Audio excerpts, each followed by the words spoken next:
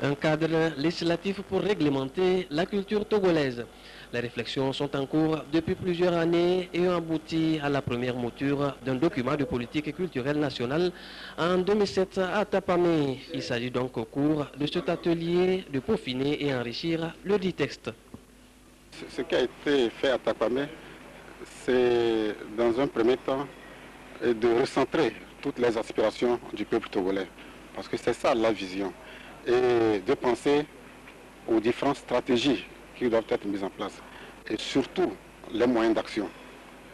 C'est ce qui a été fait à Tapamé et c'est ce que nous voulons mieux le préciser aujourd'hui et demain pour que ça puisse avoir l'agrément de tous les Togolais.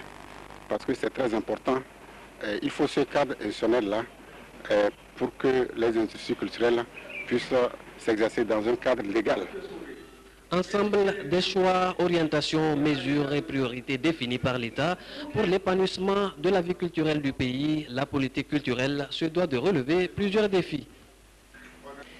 Les politiques culturelles doivent désormais relever le double défi de la diversité culturelle, ce qui signifie d'une part défendre la diversité créatrice du fait que chaque culture est façonnée par son héritage ou se régénère en se réinventant constamment. D'autre part, assurer la coexistence harmonieuse entre les individus et les groupes issus d'horizons culturels différents, mais partageant le même espace vital, faire en sorte qu'ils aient la volonté de vivre pacifiquement ensemble dans le respect de la différence identitaire ou de ses expressions culturelles. En matière culturelle, l'atout majeur dont le Togo peut se prévaloir est la multiculturalité, c'est-à-dire la libre expression des différentes cultures locales. Signe extérieur de cette diversité culturelle, les fêtes traditionnelles. C'est le ministre de la Communication et de la Culture qui a officiellement ouvert cet atelier de 2 jours. Il a rappelé à cette occasion les efforts du gouvernement pour la promotion de la culture togolaise. La politique du gouvernement togolais en matière de culture a été la réhabilitation des valeurs culturelles traditionnelles bafouées par des siècles de négation culturelle.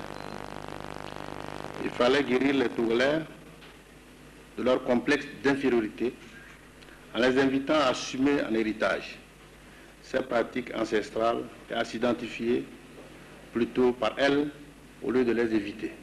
Cette politique de réhabilitation culmine dans la restauration des fêtes traditionnelles dans toutes les préfectures du Togo pour que, au moins une fois l'an, les membres d'un groupe, qu'il soit ethnique ou culturel, puissent revenir aux sources et faire une immersion dans leurs valeurs culturelles ancestrales.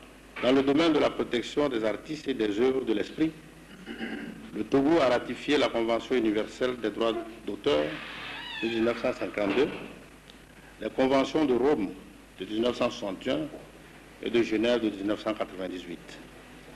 S'agissant du patrimoine culturel, nous avons ratifié tout dernièrement la Convention de 2003 portant sauvegarde du patrimoine culturel immatériel, ouvrant ainsi la voie au grand chantier d'inventaire général du patrimoine culturel, dont le décret sur instruction personnelle du président de la République vient d'être adopté au dernier Conseil des ministres. Et dès 2010, notre pays s'attellera à cet inventaire. Les patrimoines matériels, immatériels, architectural, historiques, archéologiques et naturels font aujourd'hui la fierté des Togolais. Toutefois, pour redynamiser le patrimoine culturel togolais dans son ensemble, quelques défis devraient être relevés. Ils sont liés notamment aux infrastructures et équipements, puis à la protection des œuvres de l'esprit. Des faiblesses prises en compte par le document de politique culturelle nationale qui doit être validé à court terme.